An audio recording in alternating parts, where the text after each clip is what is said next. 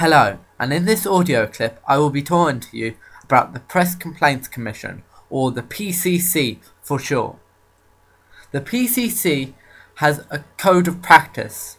It's called the Editor's Code of Practice, and this is like rules that each journalist has to fulfill and they have to follow. It's a big list, so let me get through it, and I've shortened them down, so it should be okay. First one I have is opportunity to reply. Organisations should be given a chance to reply, and this would then make it fair for both companies. Comment, conjecture and fact. There should be a clear distinction between guessing and fact. Privacy. Well, everybody is allowed a bit of privacy. It is wrong to take pictures of people's private lives. I.e., if you take pictures of their family or if they're on holiday, it's just wrong to take pictures of their private life. The only way this alters is if there is a high public interest of the case. Next, we have listening devices. There shouldn't be any hidden devices or listening devices. None of them devices should be used to obtain information for your newspaper. Hospitals. Well, a journalist cannot report in a hospital without permission. This is kind of a part of privacy. To get permission, they need to get permission from the doctor, the main doctor. Next, we have misrepresentation. Journalists must not misrepresent themselves to obtain information. Without the owner's permission, photos and documents can't be obtained or used for the newspaper. Harassment. Journalists should not harass the public, and that's just a rule in itself.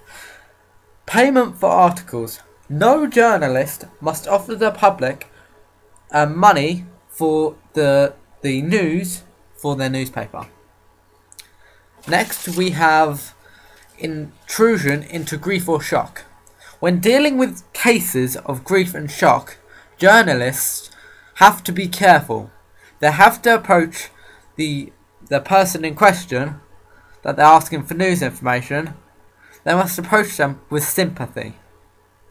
The next one I have is interviewing or taking photographs of children. It's always a rule that you should have permission from a parent or guardian before you take pictures or have interviews with kids. My next one also involves children, but this time it's children in sex cases. Victims under 16 cannot be identified when there's a case in the news with kids, although an adult can be identified in the case.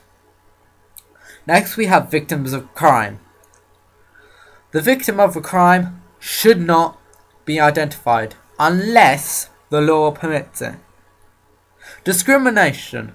All journalists should avoid making prejudicial reference to race, colour, sex, religion, sexual orientation, physical illness, and mental handicap. They should only include in the news relevant information in the article, so no blurb of anything else related to discrimination. Next, we have financial journalism.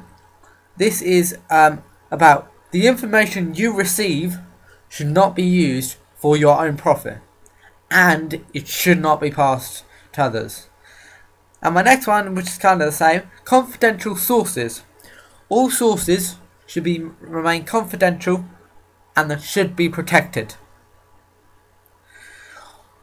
The information where I got all this information was from a book called The Tabloid Press, Classroom Resources by Joe Wilcock.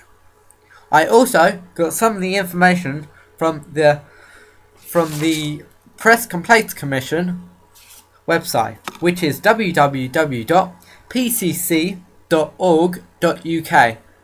Thank you for listening to my audio clip, and bye bye.